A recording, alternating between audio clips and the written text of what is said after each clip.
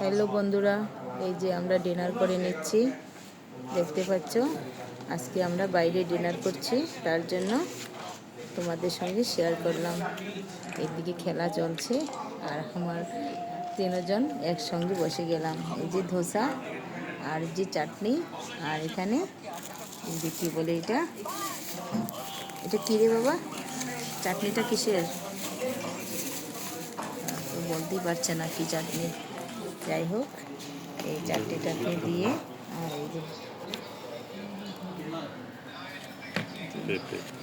Black pepper আর black salt দিয়ে পেঁপে এনেছে, পপিতা।